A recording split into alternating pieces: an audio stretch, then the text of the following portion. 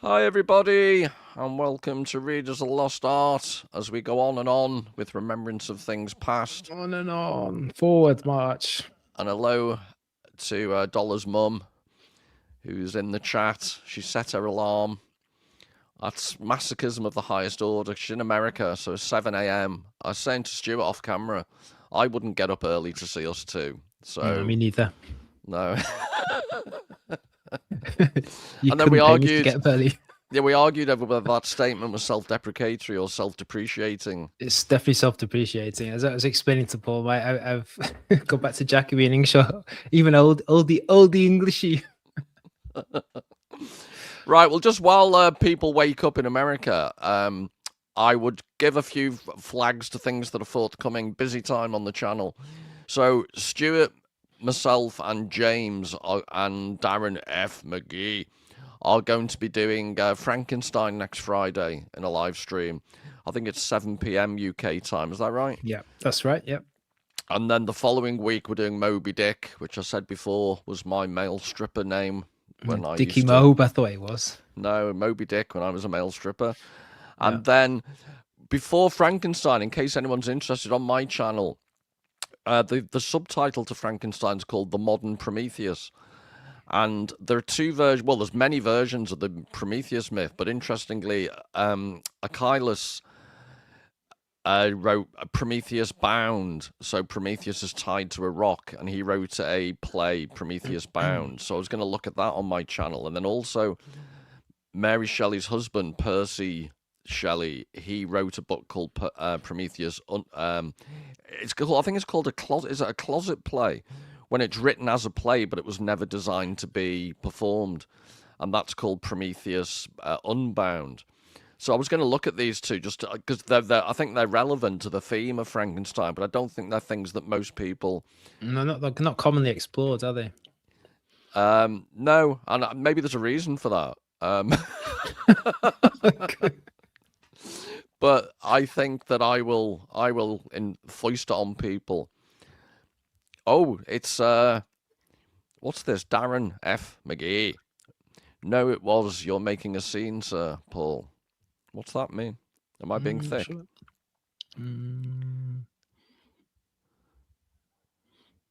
No. Can you wait? No idea. And it's early in the morning for me, so I always get up late and was struggling to read and understand the comments. This isn't a good sign. It's not a good start, yeah. No, Darren's being cryptic. Oh, sorry. Thank you, Darren. God, sorry. I pride myself on being relatively quick-witted, but I think I've just disproved that quite quickly. Yeah, he needs another coffee, Paul. Seriously, I didn't sleep particularly well last night, and I'm not the best of early morning people. See that peacock again. And that's not a euphemism. But anyway, right, quickly, let's get going. There's quite a bit to do today. So, we're going to start off with, there's a bit where, I don't know about you, Stuart, but we're looking at the bit in Combray where the cavalry come down the street, and then there's a bit of a, I wouldn't call it boring. We'll talk about that, because every week I defend the so-called boring bits, because I think they're quite crucial for the overall effect of the book. But in amongst the relatively quiet bits, he basically has a bit of an orgiastic moment with a hawthorn bush, which is quite funny. But then I think it's one of the most, we may not get there today, a bit like Moses and the Promised Land. It may take a bit longer. Yeah. But there's a bit which I think is one of the most psychologically disturbing bits in the whole 3,000 odd pages, when Mademoiselle Vinteuil and her lesbian lover spit on the photograph of Monsieur Vinteuil, who's an odd character in and of himself. And I found it, we keep saying this, so forgive me, but I think it's worth emphasizing. There are long periods of descriptiveness that don't seem to go anywhere, which is either why you like Proust or you don't like him. But in amongst all of that, there's, we'll see very shortly, there's Aunt Léonie and Francoise. Aunt Léonie dies, so there's deaths introduced. Aunt Léonie's on her last legs. Francoise is a weird character who's cruel, but also incredibly loyal. Sounds like one of my dogs. What else?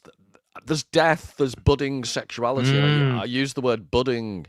this some strategic points, Stuart, I'll hand over to you, and you can give your analysis of the rather pervy bits. But Oh, there's thank you. the My emerging expertise. sexuality. Well, it's too long ago. I can't remember when my sexuality emerged. It's that long ago and prehistoric. I think Shriveled away. Moby shrimp.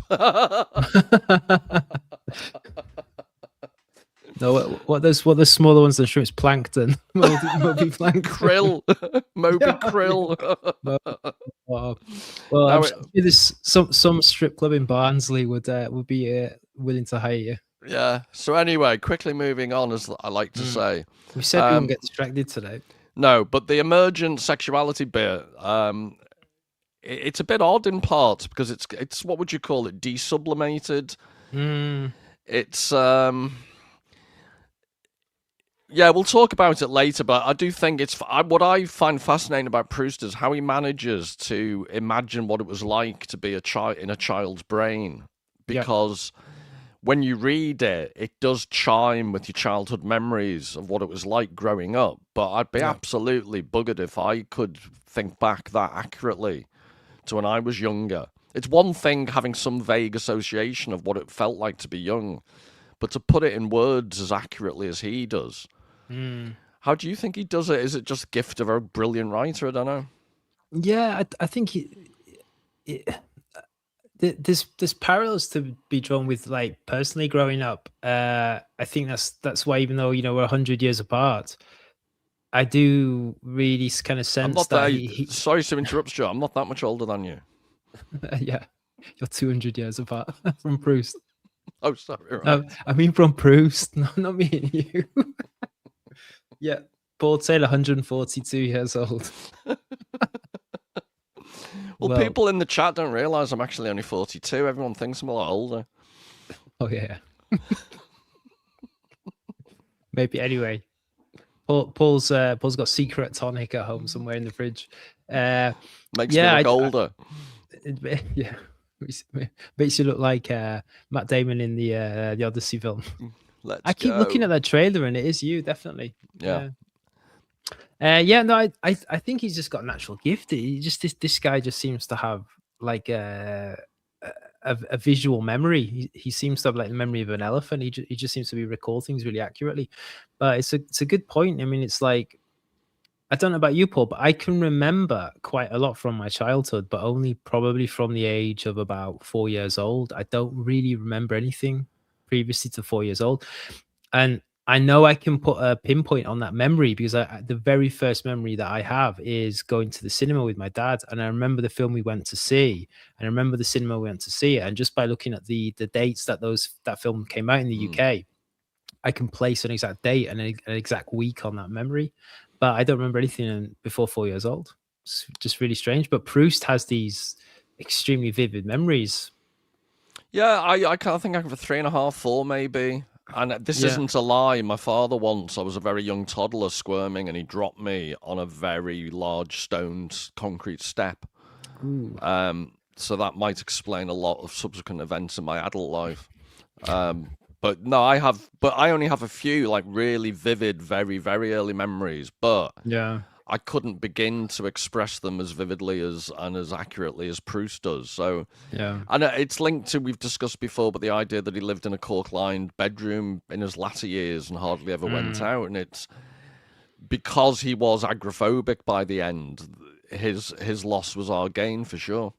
Right, true. So this bit too, because you keep distracting me, stop it, Stuart. The bit where the cavalry have arrived, and I only wanted to quickly look at that because it goes to my point about death, or the implication of death being a constant theme, even when it doesn't seem to be there. I think for such sometimes quite a kitschy tone that Proust adopts, very quickly, as we'll find out as we go along today, the kitschiness or the young boy type attitude quickly morphs into much darker stuff.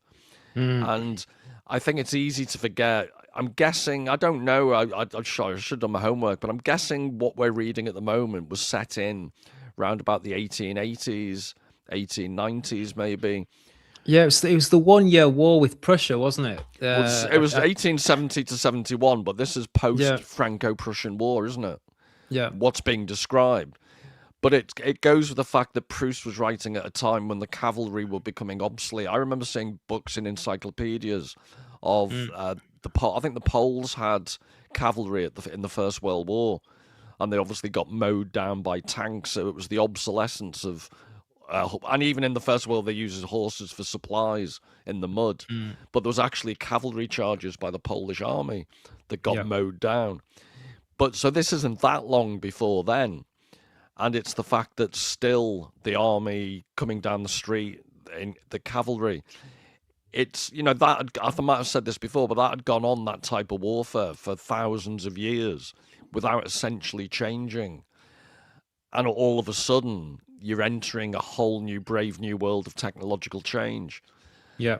And that seems to coincide with Marcel's growing awareness of the world around him as he's turning into an adult and realizes the world's darker. Mm, It does seem to be replicated in the structure of the narrative. yeah. I don't know.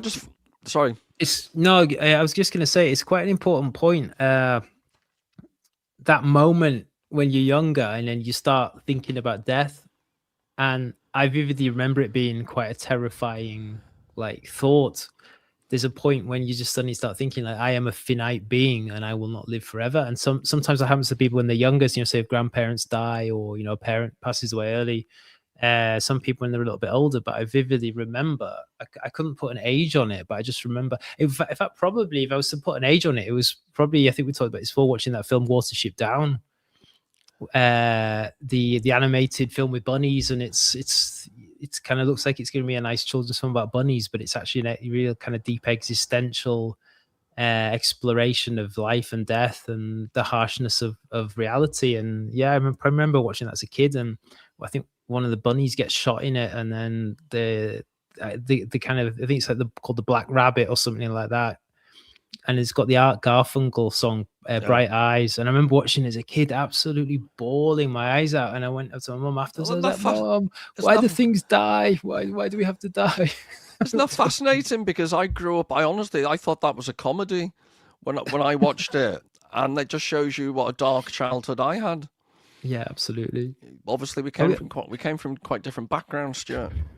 For me, it was like watching Benny Hill. I always thought Watership Down was a laugh a minute. Yeah. For those put the Benny Hill music over the top. Yeah, sorry, I'm the type of person who finds myxomatosis funny, but what can I say? Yeah. No, it's yeah, I just remember. But yeah, it's my son's 7 years old now, and I think the other day we saw it was like a dead bird on the floor. Sometimes birds fall out the nest. Yeah. And it was a dead bird on the floor, and I was like, oh, look at that! That's interesting, a dead bird. And he saw it, and he just looked at it, and then started crying. He's like, why do birdies have to die? Oh, don't. So then I was in our back garden. In our back garden, we've got quite a few trees on a little plot of land, and it's birds falling out of nest season, and then I've got to make sure the dogs don't go near them, and it's a nightmare. Yeah. Usually cats or rats, or usually magpies get them quickly, but for some reason this one was just on the floor, and I was like, okay. Welcome to Birds Dying on Readers of the Lost Art. Ornithology with what's that guy called, Bob? The ornithological obituary session.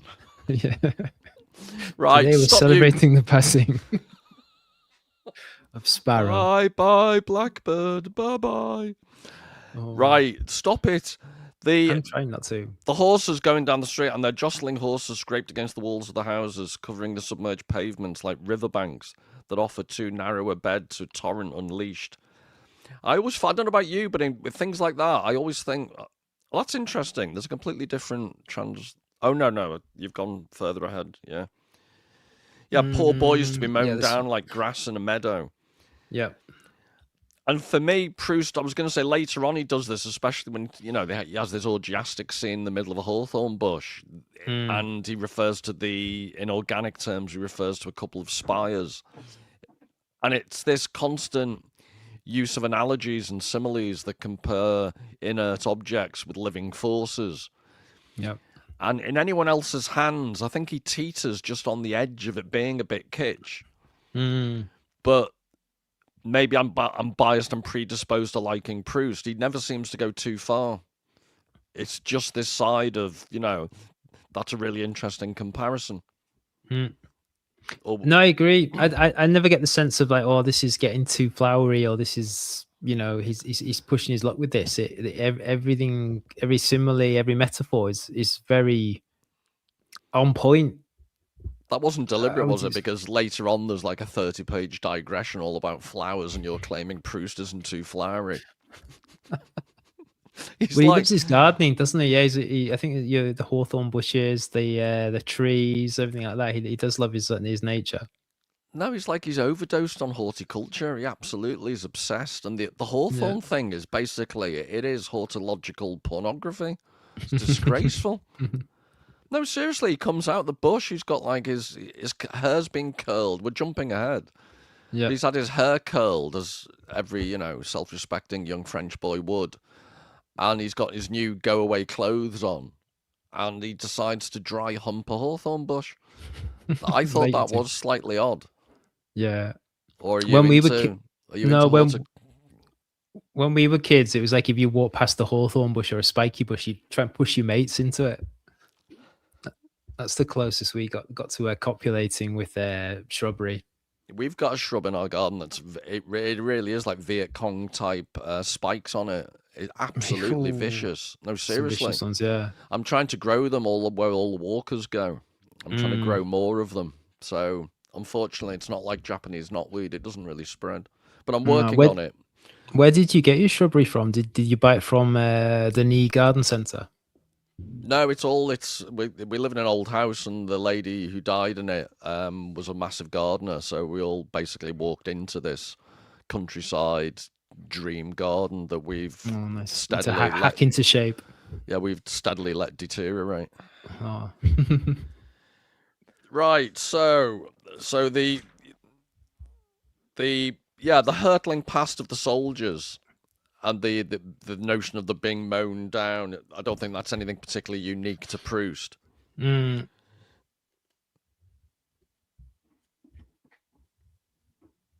But it's the garden analogies, isn't it? So it's a mown down like a meadow, not caring two straws for their lives. The gardener would ask. Not caring for their lives. Where is it a little bit down here? And further on, there's a bit where the again, it's about the comparisons that are made. Sometimes it's the inorganic and the organic, and sometimes it's human beings with nature. But much further on, when Francoise hastened back to her aunt, he says, and in front of every house, even of those where it was not as a rule done, the servants and sometimes even the masters would sit and stare. That's what I did. Festooning their doorsteps with a dark, irregular fringe like the border of seaweed and shells that a stronger tide than usual leaves on the beach, as though trimming it with embroidered crepe when the sea itself has retreated.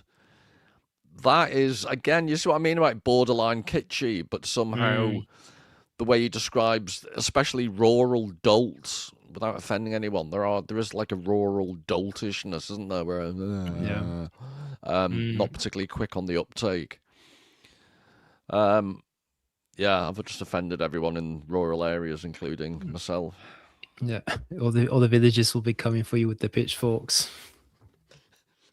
Out. Right. I'm racing ahead to try and make some progress, but anything you want to point out, Stu, shout. Please do, and I'll try my very best to slow you down. There's a little interlude. I think that the theme of anti-Semitism is introduced with the character of Bloch. Yes, I was going to say. There we go. Which is interesting, because from memory, wasn't Proust's mother Jewish? That was it, yeah. Yeah, he was technically Jewish on his mother's side. Yeah. But remember, this is the era of the Dreyfus scandal, so all of this type of stuff is relevant. Yeah.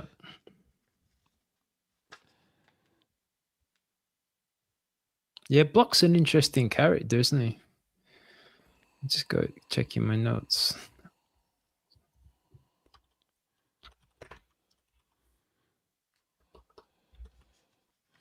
Yeah, but again, there's humor as well. So Bloch's being portrayed as not particularly sympathetic, but then his father's trying to engage with them, and his grandfather, I think, sorry. And he asks, as you know, basically the most neutral question possible, you know, what's the weather like? And he said, "Sir, I'm absolutely incapable of telling you whether it has rained. I live so resolutely apart from physical contingencies that my senses no longer trouble to inform me of them." And that's the other thing about teetering on the edge of, if you're,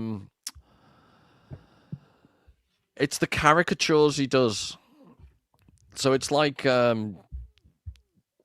Jeeves and Wooster. You know, there are some types of character studies that are just, you know, openly ridiculous and therefore funny.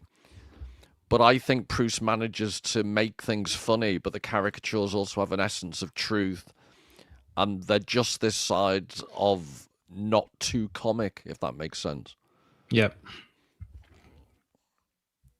I've had another mental brain block about names, but Jeeves and Wooster, what was the name of the author? Well, you should know that, Stuart. I don't know. Jeeves and Wooster.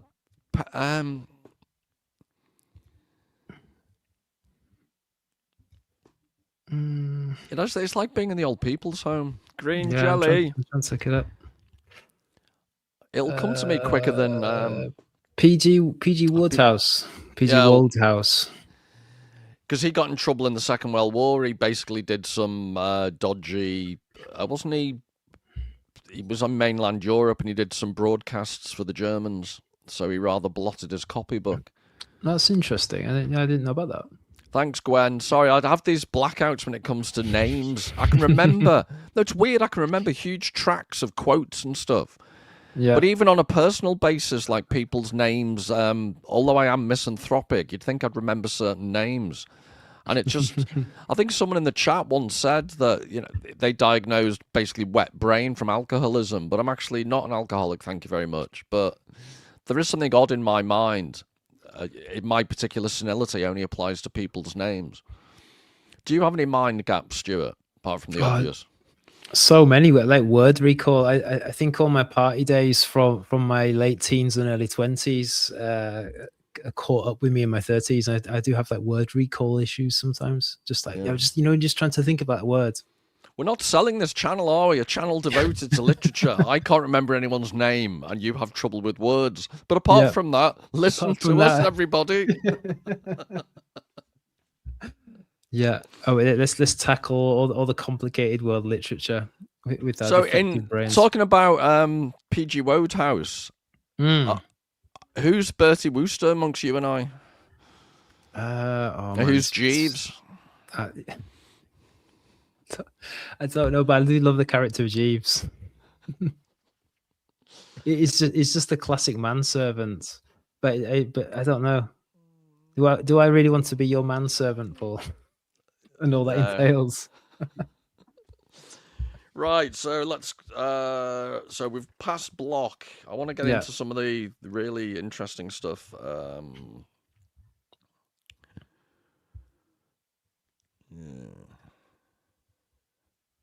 Yeah, so got Bloch. There's that thing that happens with Bloch. The Bloch and the uncle are friends, and what is it that happens? Like they tell the parents something about Marcel.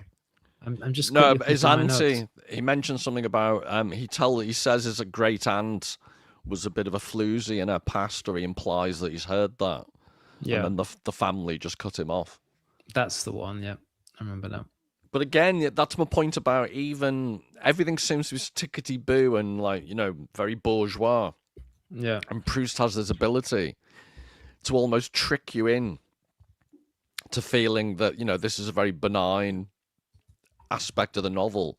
And there'll be a little throwaway line that implies this old dowager aunt was a bit of a floozy in her past. Yeah.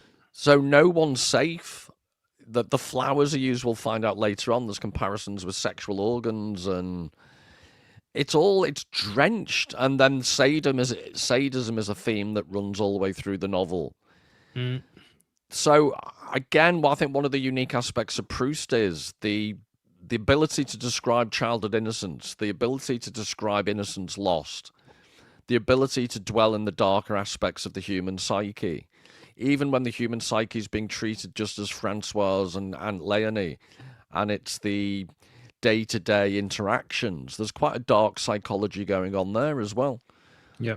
So, and maybe that's what I really like about Proust, is that on the surface, it's like a swan going across a lake. It's very elegant, but there's these little evil webbed feet going at it under the surface with these machinations of quite dark psychological torrents. But he does it in a way. It's not like overt. It's not just. It's not like blown out of proportion to the point that the characters wouldn't be believable. It's very subtly under the surface, but done so in a way that you can relate to, and you think, I see that in myself, or I see that in somebody I know. So he's not dramatizing it. He's not kind of boosting it. It's very realistic. Yeah, right. I'm trying to dive ahead to.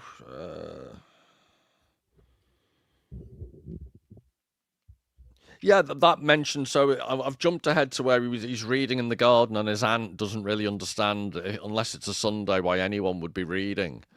Yeah. And then there's bits about. Is that when he's under the chestnut tree? Yeah, and they're discussing. There's someone, Eulalie is out, and the aunt's describing how she's slightly concerned she might get drenched. And this is me. I am basically Francoise without the dress, because Francoise actually is hoping that she gets drenched. And this made me think. I was in Manchester once, and I don't drive, so I was always getting taxis. And I found this taxi driver who, one of my local guys, and he'd deliberately aim at, I don't know whether I've told you this before, huge puddles at bus stops and drench a whole bus stop full of people and drive off laughing manically. And he did it for me because I got to know him, and he realised that I was a fellow creature of the night. And the two of us were like howling with laughter. And there'd be a whole, people going to work early in the morning, all drenched to the skin. And that's when I realised I actually might need professional help. That's when the counselling started. But that the Germans call it Schadenfreude, don't they? They do, yeah. Wallowing in other people's discomfort. And I don't know, but that is one of my go-to emotional conditions that makes me feel it's my safe place. If there are people at a bus stop being drenched, the world can't be such a bad place. But didn't that encourage you to drive, though, if you realize you can do it yourself, or is it kind of doing it by proxy? Somebody doing it by for proxy, you? yeah. It's yeah. So if not that the police ever arrest anyone for anything anymore, but if the police had got him, I'd be safe. I'm an innocent passenger. I'm just a passenger. The fact I was goading him on to do it I would just deny that. But I'm making a serious. I know I'm joking, but there is a serious point. Francoise is for someone who's inverted commas just a servant. Yeah, she's actually quite a complicated character. She has this. I think we looked at it last week a little bit. She has this loyalty towards her patrons, her boss, but then she's scathing, and it's a I think Proust has got it on the nail. That there's a fascinating aspect of domestic servants that I think modern day contemporary psychology maybe doesn't really give full credit to. The idea that there wasn't an awful lot of class solidarity sometimes, so that servants would actually in some ways be more snobby than the masters and mistresses. Yeah, because they'd absorb the ethos of the household and they'd exert that against other people of a similar social class. Whereas I think maybe from a modern perspective, we sometimes think there was a class consciousness and all the servants are in it together. Yeah. And I do think there is this divisive psychology amongst people that Proust really had a good handle on. I think I've used the example before, but in Django Unchained, is it Stephen, the house slave? I saw it a long time ago, so I wouldn't. Well, basically Samuel L. Jackson plays the role, but he's pathologically vindictive against other black servants, slaves. This is like the Uncle Tom character kind of Yeah, thing. he's The they Stockholm call them syndrome. they call them the house slave, because Yeah. I might be wrong, but I think it was relatively you were relatively prosperous as a slave if you got to work in the main house, so they looked down on the field hands. Yeah. So this is my point. Within what you'd think would be an oppressed class that would have unadulterated sense of solidarity, actually there are all these little fine divisions of, these snobby divisions of who counts are replicated at the lowest levels of society, and Francoise does that. Yeah, and I think for bring this back to again a political science level, I think this is something that Marx understood but never didn't really fully get a grip on. As in, how can you have the proletariat rising up when the proletariat themselves concretize the structures of the bourgeois? Yeah, and it's the lump. Well, he got away with it by talking about the lumpen proletariat, didn't he? This is where he reintroduced subdivisions. So he'd call the lumpen proletariat the people with no class consciousness. The question then is that this has become welcome to readers of the Lost Marks. But the point is, it's relevant. It's definitely relevant though, because I think this is there's a class. I think what Proust is doing is showing there's a class system within a class system. We're getting to get Christopher Nolan now in Inception, a dream within a dream kind of thing. He's saying that the class system, which the novel goes on to really focus on in detail as we get going, even from an early stage, there's a class system even within a small household. There's people with their own level within the system, and Francois, she knows her place, but within that place is like she sets out, or it's almost like she's fighting for her position within the place, within the household. Yeah, and it's, again, I think what's interesting about Proust is, at your point about Inception, wheels, boxes within boxes within boxes. This is all preparatory for later on, when Marcel goes out into the big bad world, and you see Monsieur Swann in the big Belle Epoque of Paris. All these, the Gaumont family and all of this stuff where people are vying for social position, and by the end of the novel, social positions have changed. Yeah. And there are various instances when you realize how shallow these people are. They've got no genuine brotherhood amongst themselves. It's all about little petty positions. Yeah. And also, I know it's bad enough online trolls and stuff, but if you think they had a salon society where they just go from dinner party to drinks reception endlessly, and all they could do, it's like the novel Dangerous Liaisons. Yeah. It's like all they had was backbiting and backstabbing. And that's the environment they lived in. And again, I think Proust, in actual life, Proust was part of that, and yet he was somehow distant from it as well. Yeah, I think he wasn't kind of physically distant from it, but I think emotionally he was distant from it. And I think really at this early stage in book one, you can see where the distance comes from. I think he goes beyond being an interested observer or a casual observer. I think there's a kind of an ethical dimension or a judgmental dimension to that, even this early on in the novel. Yeah, and then the psychology, again, it's I'm jumping ahead, but basically Eulalie is supposed to be coming round, and the mother, Aunt Léonie. Which page, Paul? I'll bring the quote up. Well, we've got different copies, haven't we? Oh, so yeah. Read out the start of a sentence, and I'll find it. Collect all the cobwebs off the staircase on your clothes. Yep, got it. So the priest, this is one of the things. It's such the minor. This is how, and I think this again. I don't really like introducing biographical details. That a novel should stand alone on its own without having to always refer back to the author's life. But given that Proust ended his days in a cork-lined bedroom, you can see he's projecting onto Aunt Léonie her agoraphobia. And when the priest, all these little minor dramas that the Aunt Léonie has to fill her life with just to give it any meaning. The priest comes at the same time as Eulalie, which she doesn't like because she likes to separate them out. But he's describing The ant's fury at the mere suggestion that she could ever be capable of climbing up his steeple. I hope that's not a euphemism. For there's a strong breeze there once you get to the top. Some people even assure me that they have felt the chill of death up there.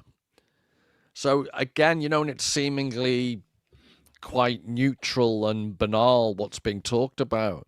Death gets introduced at the drop of a hat. Yep. Yeah, I'll put my notes, mortality amidst the banality. Yeah, the banality of death.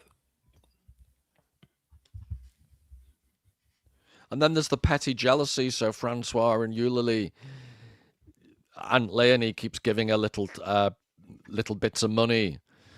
Eulalie and Francois objects to it without actually ever saying anything. So there's the petty jealousy of all that going on.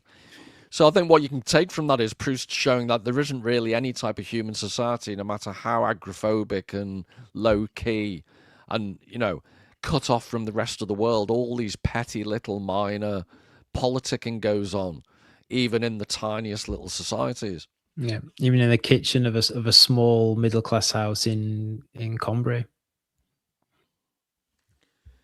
But then he again, and this is what I love, he makes such a narrow, small, tiny little domestic incident.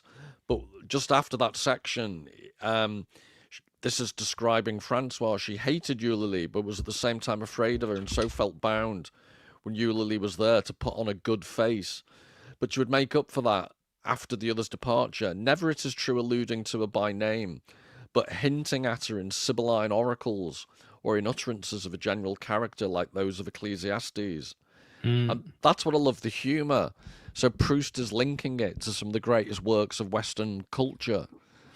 And it's basically Francois getting the huff with Eulalie in such a microscopic, domestic little scene. But I think blown up into Ecclesiastes. Yeah, but Proust's messages, this is the rich, to use one of his type of analogies, the rich tapestry of life. No matter...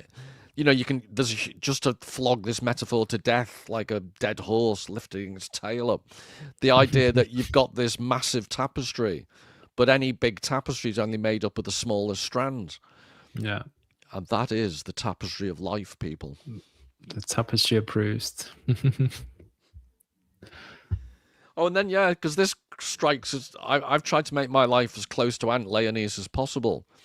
I responded to this when he's talking about, in this way life went by for my Aunt Léonie, always the same in the gentle uniformity of what she called with a pretense of deprecation, not depreciation, see? But with a deep tenderness, her little jog trot. So that's how she describes her psychological approach to life. Her life's a jog trot. I think mine's basically a doddering walk now. It's not even a jog trot. You're still in the quite enthusiastic athletic trot jog, aren't you? I'm still, yeah. I love exercise. Just sitting down, Paul, makes you fidgety. I like to get up and out and about. Ironically, the thought of exercise makes me fidgety. It's maybe the only form of exercise I get is fear of exercise. Yeah, the cerebral stimulation of stressing over exercise. You walk the dogs, though, don't you? You do get out of the house. No, I do. No, I get out of the house. I just walk them around the kitchen.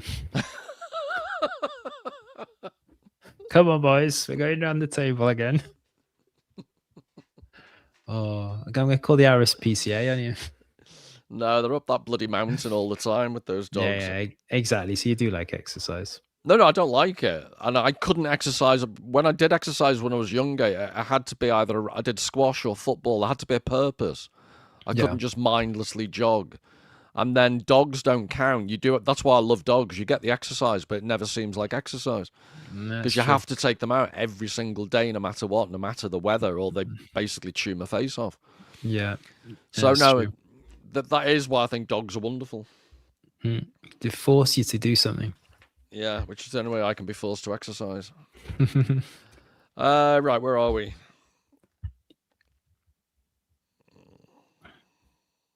Oh, yeah, again, this idea. We've made the point about in the midst of banality, he has some really profound things. But there are these little vignettes, these mental images. So Marcel goes upstairs. Francois away. His mother says, go upstairs and check on your aunt.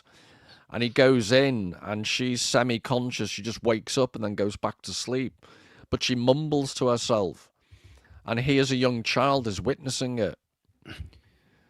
And again, I remember seeing my grandfather really ill once, and it makes a massive impression on a young kid that the older person isn't even conscious of your presence, and and it's also a prelude later on. You know, the Vinteuil lesbian scene where he's a voyeur. He's also a voyeur in this instance, although admittedly, in both cases, it's inadvertently. It's not his fault. He wasn't aiming to be a voyeur. He just gets put in that position, which is my excuse for legal purposes all the time. Yeah, but didn't you think it was quite a bit of a shock when he sees his aunt and she's mumbling and she's disorientated, and then she finally goes back to sleep? Yeah, it's very vivid.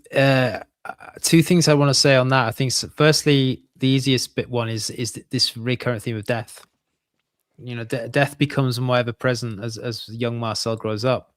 But link it back to that scene about the tisane, the passion blossom or whatever it is, the tisane where we covered last week. Lime blossom, wasn't it? Lime blossom, that's it.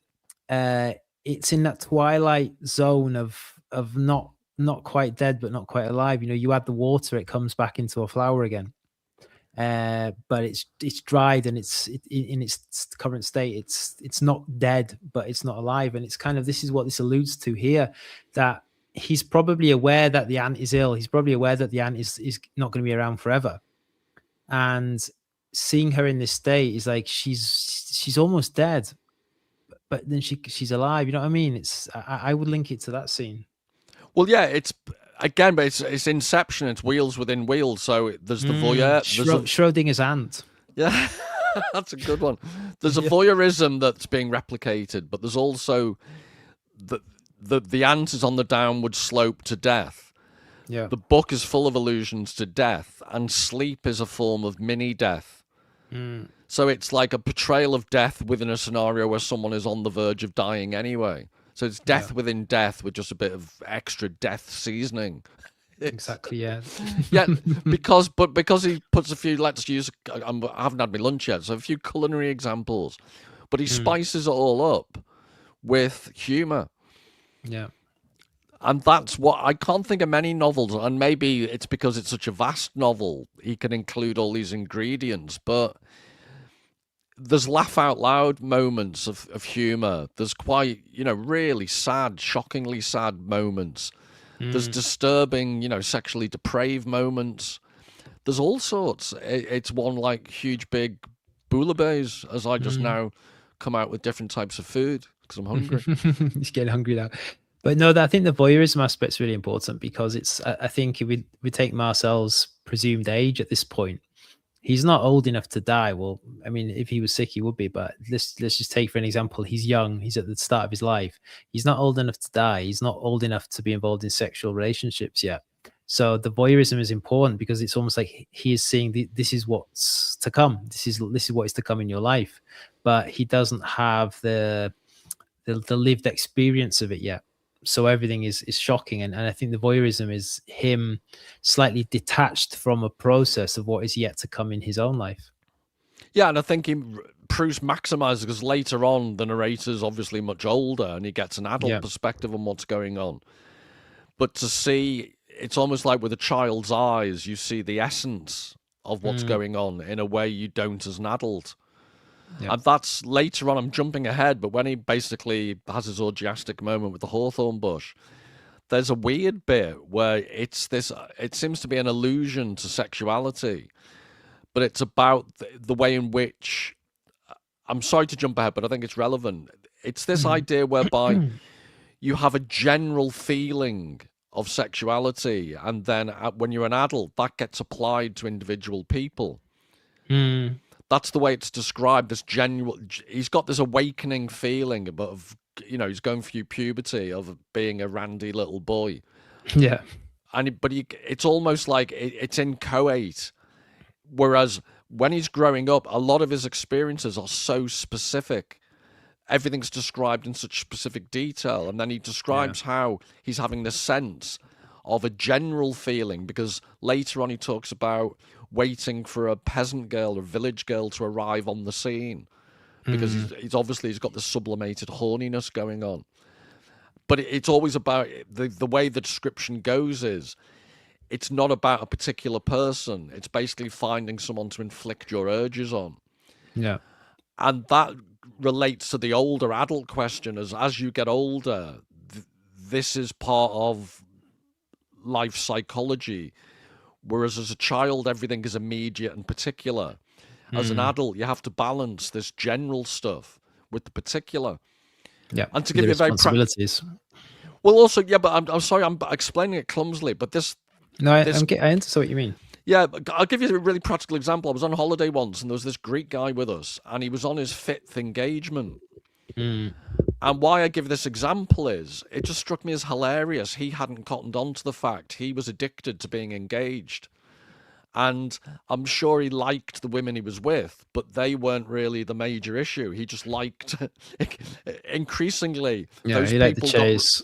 But they got replaced. They were placeholders. He was in a relationship with being in a fiancé relationship. Yeah. And it didn't really matter. Obviously, it mattered in the sense that they had to be attractive and good company. But he kept filling the space with different people. And that's what I think Proust describes later on. And that's what Marcel is coming to an awareness of in this section. Yeah. And I don't think it's something that people think about that much. Literature tends to be for kids, or it tends to be for adults, or the stupid Harry Potter type stuff that isn't particularly deep or profound. But this seems to straddle that. It straddles the hawthorn bush, literally. Yeah. It's bridging two worlds. It's an interesting point.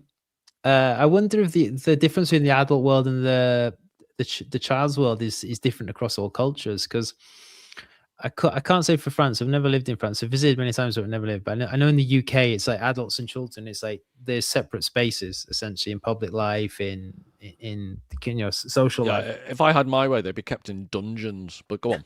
Yeah, away from the dinner table. But in Spain, that doesn't exist. Like living here, it's very different, because kids and adults they inhabit the same space. Kids go to bed very late. The whole families, are in the plaza on a night time. Kids are running around. There seems to be a general absolute tolerance of kids being kids and kids being noisy and stuff like that. But I gather from Proust, it's like in French society at this time, there was those, that separation between the children's life and the adult life. But maybe I'm misinterpreting it. I don't know. But there is, the books itself. I can't think of any other examples where he bridges that gap between the world of being an adult and the world of being a child. But he does it so fluidly, jumping between the two. Right. As we go ahead, I just like that phrase as well. Smile when she has this nightmare, what seems to be a nightmare. Then she has a smile of joy, a pious act of thanksgiving to God, who grants that life shall be less cruel than our dreams. Yeah, because there's a bit in Freud about that, where the father's next to the casket of his dead son, and he. I can't remember it coherently enough, but basically he wakes up because the horror of the dream is too much. And it's almost like an inversion, that life, bad as it is, isn't as bad as our worst dreams. There's various layers to it. Yeah, it's interesting. Yeah, and then the stupid nature of the humour. So when on a particular Saturday, I think when Francoise goes to the market, they have lunch an hour earlier. And the whole family thinks it's absolutely hilarious that if anyone makes a joke about the fact they're going to be having lunch an hour earlier, they're all rolling around crying with laughter. Maybe it's a French thing. They don't have the most sophisticated sense of humour, but I found that quite odd. Maybe because I came from a family that had a very cruel sense of humour. What was the just remind me what the reason was? Why did she has to go to I the think market to yeah, I pick some think food up Francois. for her? Yeah, Francois has to go on a Saturday on certain weeks. Has to go to the market. So Yeah. in order to accommodate that, they have lunch an hour earlier. But because they live such a routinized life, which appeals to me, they then this is like a rib ticklingly hilarious joke. They all. If someone says, "Oh, we need to go out," no, we can't. We're having lunch an hour early.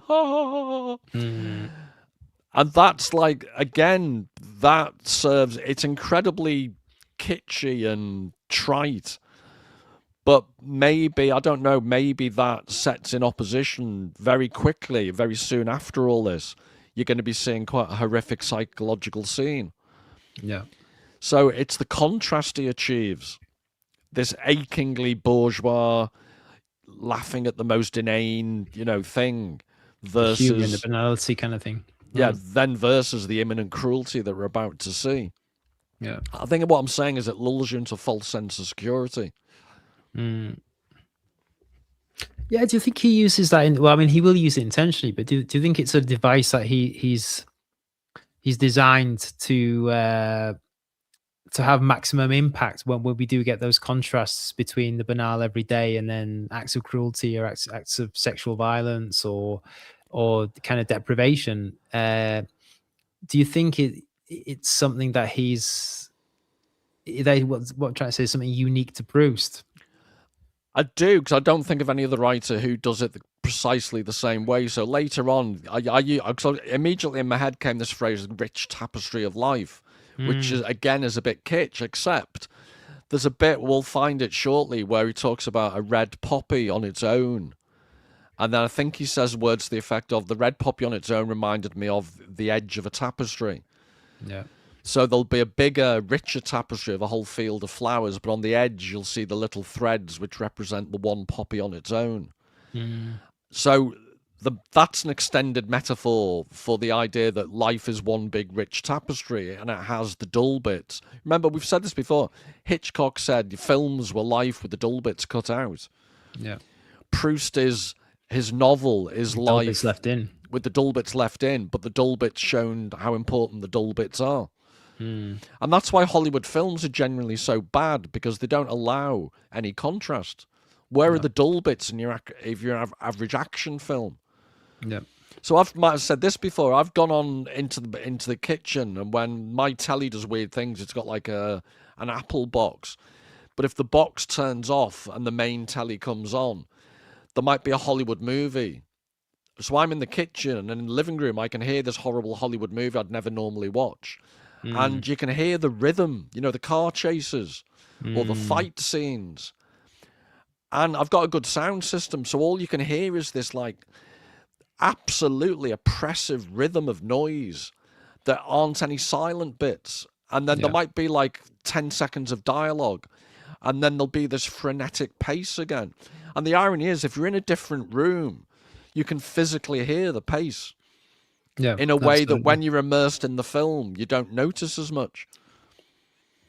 Yeah, well, that's got worse with the Netflix generation, because any semblance of plot or kind of intrigue has been washed away, and now you just have those action bits followed by a scene where they explain the plot again. We're going to collect this person. Bam, bam, bam. What are we doing again? We are nearly there collecting this person. We have collected the person, and now we are going here. And that's where we are in cinema at the moment. Well, except the only thing I'd say in favour of Netflix is, it's why I don't watch movies. There are TV series, I've mentioned before, Breaking Bad, Mad Men, these type of things that have incredibly long narrative arcs. But beyond the obvious like those, there's a Polish series on Netflix, I think it was, called The Mire, M-I-R-E. And that is all about the history of Poland. There's some dead bodies from the Second World War that are buried, but it goes through various epochs of Poland. And the acting is brilliant. And the thing about Netflix is you get to see foreign productions. True. That some of them have massively ambitious scope to them. Yeah. And I think because you're not caught up in the Hollywood, who's that actor, the Polish, I haven't got a clue who they are. But the actual level of writing, obviously with subtitles, it's It is the one thing that makes me optimistic, and I'm sure Polish TV will become as bad as everywhere else. But there is this golden age where different countries are producing some amazing stuff. So is Polish TV a bit like Danish TV was a couple of years ago? So they're kind of mining other countries' TV output and finding some gems in there. Yeah, and also I'm guessing, Polish economy is growing at a massive rate. It is, yeah. Suddenly they've got the money to invest. Mm. But it's just, I think the Mire, the M-I-R-E, and I was just really impressed with the ambition that they keep going back to the Second World War as part of the heritage of what's going on in the particular drama. And there's an old, grizzled journalist who's doing research. And it's just a beautiful story arc. I really liked it. Yeah, let's check it out. Right. Oh, and then the preview, again, it's the way Proust tease up certain topics. So before you get to see the hawthorn bush al fresco, the hawthorn foreplay, so to speak, is when he's describing it earlier than that in the church. So he's talking about the hawthorn on the altar itself, inseparable from the mysteries, in whose celebration they were playing a part. And he talks about the bridal train, little clusters of buds of a dazzling whiteness. And this is, I have to apologize, this, Jay's being offensive in the chat. Polish television, this sounds like a joke. You're so insular, you Texans. It's not even funny, is it? He's starting off at the Polish jokes. You can take the boy out of Texas, can't you?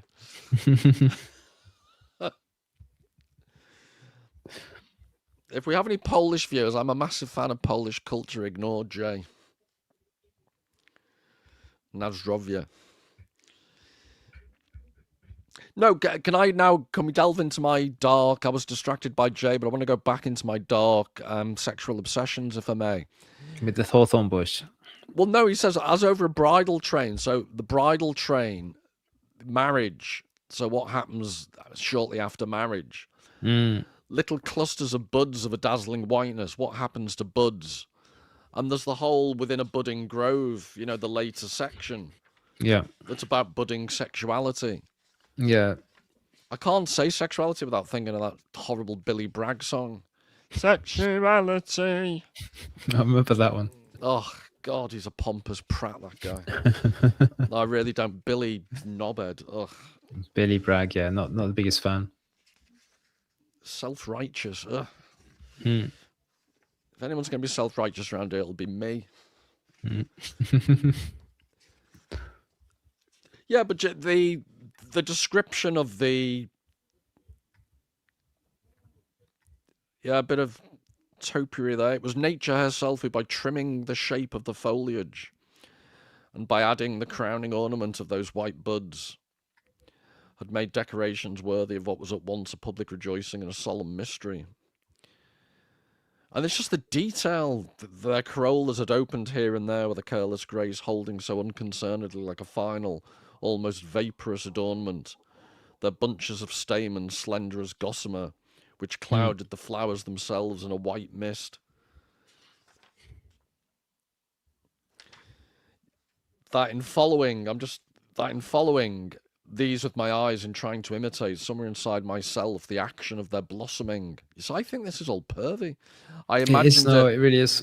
I imagined it as a swift and thoughtless movement of the head with an enticing glance from her contracted pupils by a young girl in white, carefree and vivacious.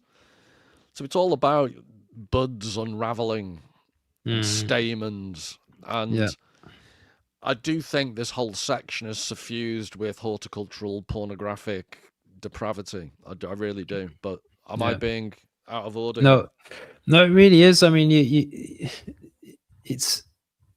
I think to call it pervy or pornographic is obviously to do it a great service. Outside of humor, it's. He's using this analogy or this metaphor even of a budding flower to describe his own kind of sexual awakening or his early sexual awakening. But I wonder if he's using the kind of the the kind of the floral imagery to say that he doesn't fully understand it himself yet. So this is still very primordial. This is still very kind of grounded in nature before the societal level, before the perversion level has been added onto it. But It's just sorry to interrupt you, but earlier on, didn't he describe his bedroom? And it's hard to know the precise chronology because it shifts in and out. But he yeah. basically implied he had onastic marathons in his bedroom upstairs in Combray.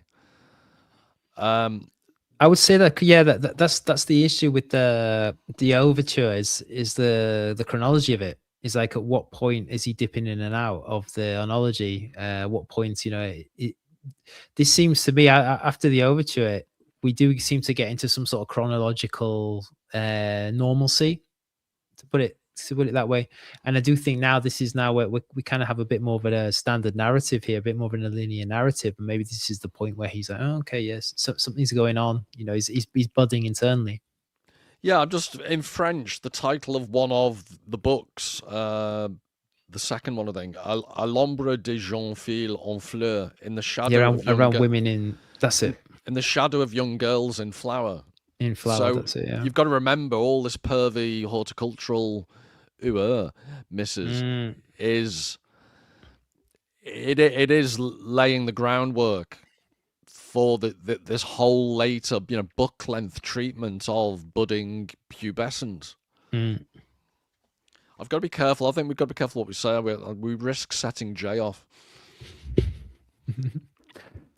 I can just see Jay breaking out of his compound in Texas and causing mayhem if we overexcite him. So maybe we have to think about. We have some responsibility. Let's change the subject then. We don't want to be responsible for any of that. No, then we get on to I love this section, Monsieur Vinteuil and his daughter. Yeah. But he again, all these things are flagged up in advance. He talks about his intense prudishness. Remember that shortly after his photograph gets spat on.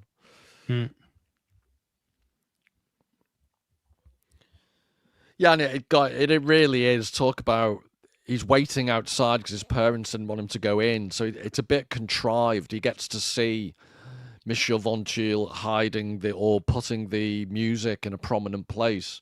And later on, he sees the daughter and her friend, inverted commas, going at it because he happens to be having a snooze outside in the bushes. That's all a bit slapstick convenient, isn't it? Yeah, it's all a bit like What the Butler Saw. You know those very early kind of moving pictures at fairgrounds that kind of it's very early cinema where there'll be a machine with a roll of butler perving on a nude lady, and you'd put your penny into it and it would.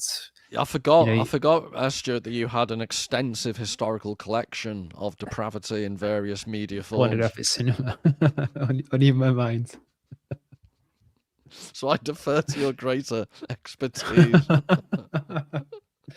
No, it was look at what the Butler Saw, and there was French versions of it as well. And there's some photographs of there'll be it's turn of the century, early 20th century, so kind of 1903, 1904. I think it was the first ones, and there were machines at fairgrounds, and you put money in it. It was like a very early kind of pornographic feature film, 5 or 10 seconds long. Quickly moving on. Then they start to describe Monsieur Vinteuil, and his one and only passion was for his daughter. Yeah. And the economy of words has somewhat boyish appearance. It's code.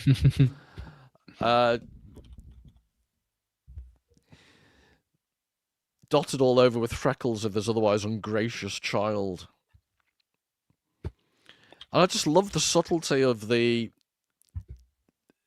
think the major theme about Mademoiselle Vinteuil is she's ambivalent and confused, and she's a little kid in a bit of a brat, a bratty exterior.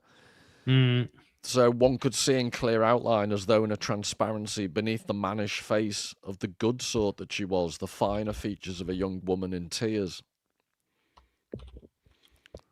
Because it's like, makes me think a bit narcissistically of myself, because I think to some people I look like a Harold Shipman type character, but beneath that murderous exterior is, a heart of gold. But I don't think people appreciate that. Do they, Stuart? Some do. So I'm just trying to find those quotes.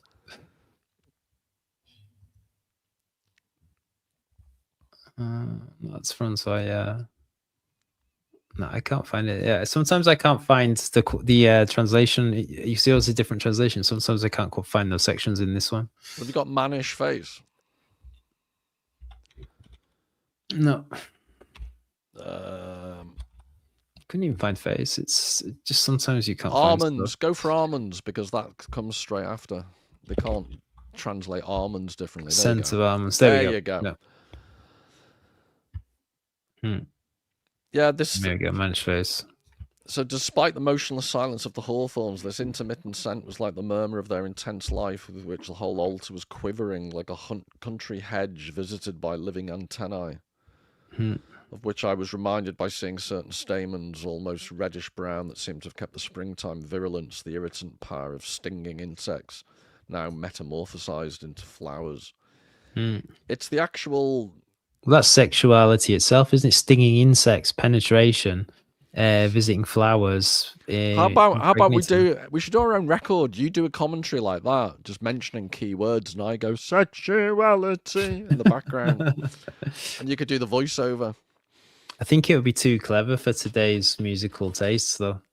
Yeah, but this channel's not exactly about viewing success, is it? It's more about uncontrolled pretentiousness. I suppose if we put out a vinyl album, because you can sell those for about 40-50 quid nowadays. So we could put a picture disc out, one-sided 12-inch picture disc, and then charge 50 quid for any our 300 viewers, even if only half bought it. We'd still be quids in. Is it a 78 RPM, whatever? What were the old ones, the really old ones? Shellac, yes, 78 RPM Shellac. I just said something technical without making a fool of myself. I'm really proud. Yeah. So you can do it. I told you. We tried to encourage him, but he doesn't believe in himself. Do you still do any DJing? Not anymore. No, I sold all my records in 2017. It's when my son was born, because we needed the room for the kids' room. So I sold all my records, most of my CDs as well, record players, CD decks, mixer. I had like tens of thousands of pounds worth of equipment. So I used to play out quite regularly in clubs. Yeah, I miss it. It's the one thing that I really miss the most. You regret things in life. That's the only thing I regret in life, is selling all my DJ stuff. It's worth a fortune now. Yeah, to buy it all again, it would just be impossible. I quite like it when I push someone into a dark psychological place that makes them miserable. So I've given you bad memories. I'm like the anti-Proust. The anti-counselor. But I mean, in remembrance of things you'd rather forget. That would be my novel. Absolutely, yeah. The thing is, though, Paul, there's this big thing about physical media now. Is I think people are realizing if it's all digital, the plug can be pulled at any point. If you've got your stuff on YouTube, you can listen to music on YouTube. But if YouTube ever goes down, the thing is with vinyl is it's a physical thing. It's the actual wave file encoded into plastic. Well, with reference to books, I could argue about this all day with people, but the idea that why don't you buy a Kindle? A, the experience of reading on screen just isn't the same, and B, increasingly they're actually not just cancelling certain books. So how would you get them on your Kindle anymore? But they're also subtly censoring books, like altering things, and you don't necessarily know in advance that the book's been censored or altered. Whereas your physical copies of your books, they're going to take them out my cold dead hand. Yeah, it's the one thing I'd actually defend in the house on my books.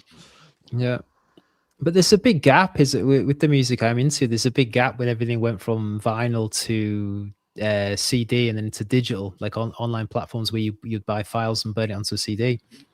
Is that you cannot get a lot of stuff because it was made, it was mastered, it was printed on 100 copies on vinyl, 200 copies on vinyl, and then all the masters have been lost. So you have to go to like a website like Discogs and actually look for someone selling the vinyl secondhand, and now they cost an absolute fortune. And it's like, there's something quite nice about that is there will only ever be 200 people in the world that own that tune on vinyl, and they're always going to be DJs, always going to be aficionados. But actually, I can relate. Music is impossible. Same with books, though. Yeah. How do you print books? No, but just to finish on the musical thing, there is nothing like Barry White's voice on vinyl compared to the tinniness of a CD. It's the crinkly, the bass and the crinkle of the slight specks of dust on the vinyl. Hey baby, We're gonna make love like it's supposed to be done. Do you know why that is? It's because vinyl records have a much deeper bass to it. And that's why for electronic music, techno, drum and bass, things like that, is even though it's not as detailed as a CD, it doesn't encode as much information. The low end is just sounds so much better. So for Barry White's voice, the ultimate low end bass voice, that's why vinyl sounds better. Yeah. Oh, Jay's talking about his wives and kids. Yeah, he's saying if what would he defend? So not all of the wives and some of the kids. Yeah, kids are expendable because you can always have more, can't he? So you want to protect your books first. The most valuable wives, maybe. Yeah, we're gonna have to make a Readers of the Lost Art trip to Jay's compound in Texas. Yeah, live from the compound. I don't think he's. My guess is that Jay's an unorthodox prophet. I don't think he subscribes to a recognizable religious movement. I think he's got his own unique thing going on. Yeah, but they're affiliated, aren't they? So the Latter-day Saints, and then you have the real Latter-day Saints. I'm just curious. Mormons. So there's the Salt Lake City temple in Salt Lake City, isn't it? Yeah. But I think the Mormons are quite a homogenous group, though, aren't they? I don't think there's any offshoots. So, I mean, correct me if I'm wrong. No, there are. In Utah, there are all these, people set themselves up as a prophet, and they'll be called, the real Latter-day Saints. A bit like the IRA and the real IRA. That's interesting. So I'm just curious as to what Jay's are. But anyway, quickly moving on. Yeah, that's a chat for a business opportunities channel. Dr. Paul Taylor's How to Set Up a Cult in 30 Days. Yeah. Well, if you think about it, the market's all about how to escape a cult. But the how to set up a cult is a completely neglected part of the market. No, it's all secret. You have to buy into it like a pyramid scheme. Well, no, I think we should consult on Jay. Yeah, see how Jay could be one of our satisfied customers. Yeah. Right.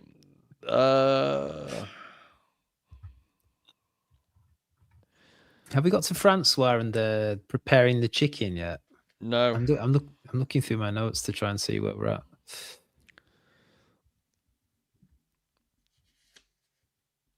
Oh, I've got to the bit where they're walking around the countryside. I don't think there's particularly interesting bits here. Oh yeah, so they go for a walk. Have we met Monsieur Legrand yet? Oh, sorry, there is a bit about if you can find the clock strikes or the postman rings. There we go, postman knocks, yeah. Yeah, because it's talking about this Saturday an hour earlier and all this stuff. And when those people who through lack of energy or imagination are unable to generate any restorative principle in themselves cry out as the clock strikes or the postman rings to bring them something new, even if it be the worst, an emotion, a sorrow, and the heart, which happiness is silenced like an idle harp, longs to vibrate under a hand, even though the hand be brutal and the heart broken. When the will, which has with such difficulty acquired the right to abandon itself freely to its own desires, its own sufferings, would like to cast its guiding reins into the hands of overpowering events, even though they be cruel. The way in which I'm trying not to share too much, but I've been at social functions when you're a bit bored, I will cause havoc just to liven things up, even with profoundly negative consequences to myself. But there seems to be this human inability to deal with stasis. Well, a modern example would be, people always checking their mobile phones nowadays. People can't just sit in boredom anymore. People can't just sit there and enjoy time for what it is. It's like you've got to be doing something. You've got to be checking something. You've got to be interacting with something. Yeah, it goes on. She would extract from the accumulation of those monotonous days on which she so much depended a keen expectation of some domestic cataclysm. And then this is what's interesting. Again, she's living this incredibly claustrophobic, agoraphobic life, but then it begins to describe how she would have enjoyed mourning the rest of the family if they'd have died in a fire. And Léonie, and it's all about the human mind is weird. The way, the paths it will follow, just because Aunt Léonie has nothing else to think about. Yeah. And this is what I was saying about Proust in his cork-lined bedroom. The irony is, if he'd have been an active, non-agoraphobic member of society, he could never have written a book like this. True.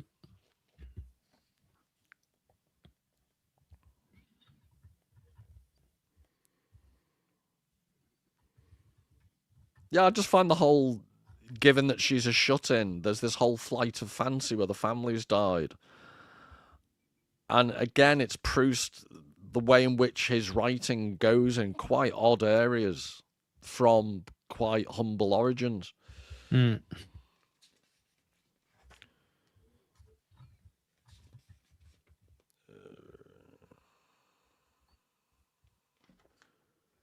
Yeah, there's another example down here as well. She would beguile herself with the sudden pretense that Francois had been robbing her, that she had set up a trap to make certain, and had caught her betrayer red-handed. It's this kind of, look, she's looking for drama. She's looking for, like, it's drama but excitement for her in a way, even though it's a negative thing.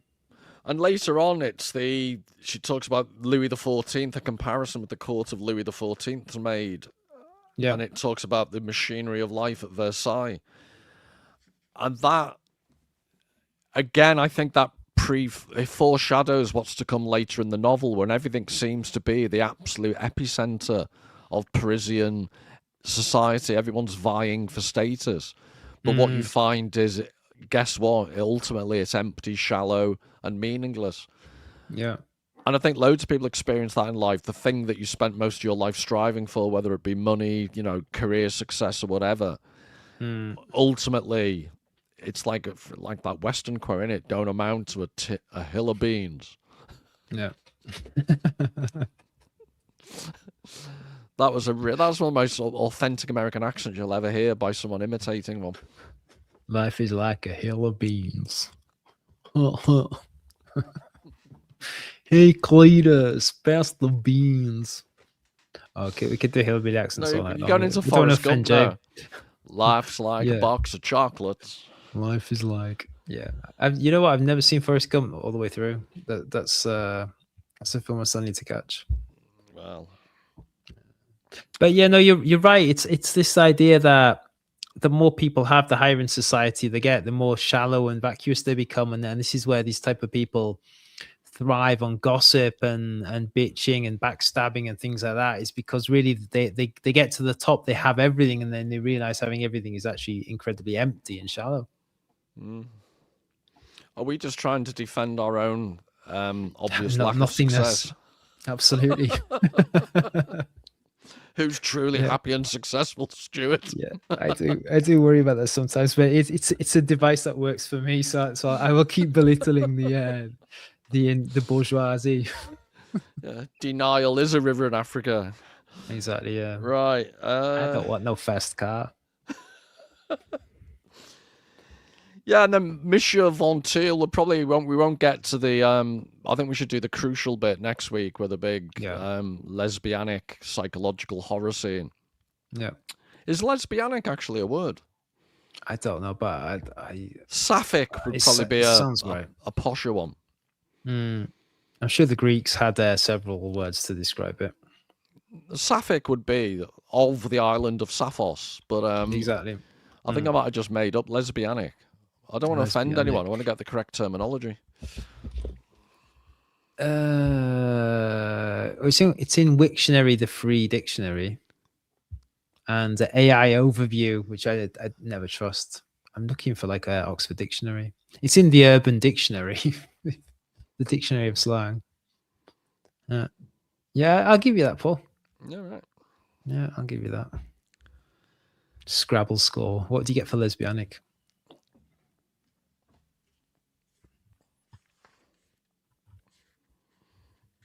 I've got people I know whose daughter, when she was very young, confused the word and called lesbians lesbaninos.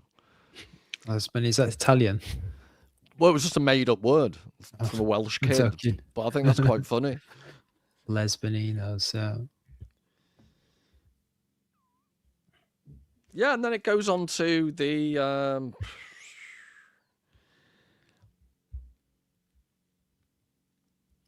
they go into the kitchen, and it almost becomes like a tick, whereby Proust begins to describe the asparagus and everything. And I began to read it and thinking, oh, he's having a laugh here, and then it just reminded me of the was it Manet? I think it was Manet did a painting of asparagus, and there was some joke whereby I think someone overpaid or he overcharged, and for his painting of a bunch of asparagus, so he painted an extra couple of a separate painting with a smaller bunch of asparagus and said, "That's you know, I overcharge you. Here's the extra." But the But way in yeah, which he talks about asparagus early on. There's that big joke about Francois, like she's feeding them asparagus every day, and then we kind of come back to it here with the almost kind of like phallic description. yeah, there's an awful lot of subterranean symbolism Proust uses. Mm. And you might say it's us just being perverted, but then as No, you it's not. get deeper into the novel, you know, it doesn't. I was going to say it doesn't stand up. I'm trying to think of euphemisms that don't. It's not. It's not as structurally stiff as it should be.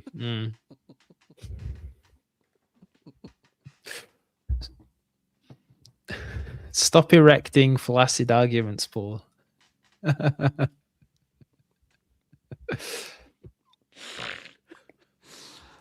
Give him 2 minutes. He'll be back. Please stand by. It's just the childishness. It is, yeah. I'll go to the grave having the sense of humor of a 12-year-old boy, and it's never left me. Absolutely. It's like a curse. Well, my son asked me yesterday. He was like, "Dad, why do boys like potty talk and girls don't?" And I said, "Well, I don't know. I guess like guys just find toilet humor a bit more funny." And he goes, "Oh, but when you..." Then he said to me, he was like, "But why do you find it, and you're a dad? Why do you find it funny, and you're a dad?" And I said to him, "I don't think men ever like grow up in the humor department. We're always kind of fascinated on kind of bodily functions and stuff like that. I mean, my dad's the same. My brothers are the same. You know, as soon as mum's not around, we always just have like a daft joke about something silly like that. It's like, you know what I mean?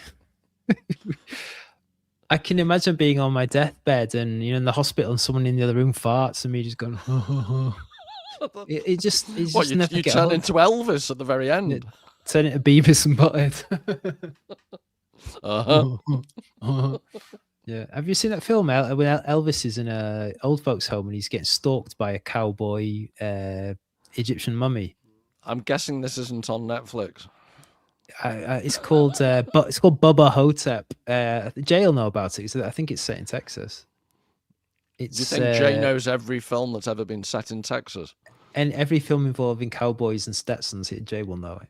Trust me. I have faith in the man. Yeah, right. Let us know, Jay, whether you've seen Let us know, Jay. Yeah, there's a bet on Twitter. It's 20p bet. Where are we? Just to finish up. We're back to Giotto again, just before we move on. Yeah. Poor Giotto's charity, which we talked about last week.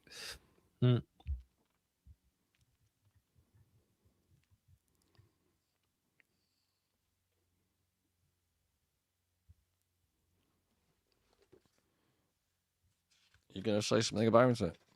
Yeah, I'm just trying to highlight it all. There we go. Turning on this film, the roast chickens. Yeah. Yeah, so we have this poor maid, the one that seems to get bullied a little bit by Francois, and it's just it's just one of these like self-referential loops that Proust kind of does. He'll make a point, he'll talk about something, and then 100 pages later, it'll just loop round in an absolutely kind of perfect, you know, smooth segue.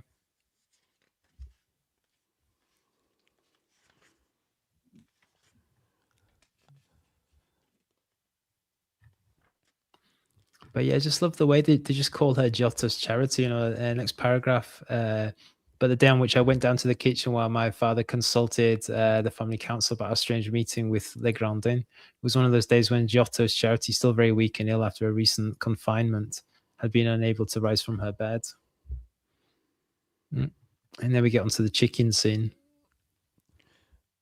Yeah, I think I've lost track of where. It's really funny. Francoise basically implies that the servant maid is ugly, and then says, "But there's someone for everyone when a young man's horny enough." I remember that bit. Yeah, I'm trying to think Yeah. what that is. Yeah, let's check my notes.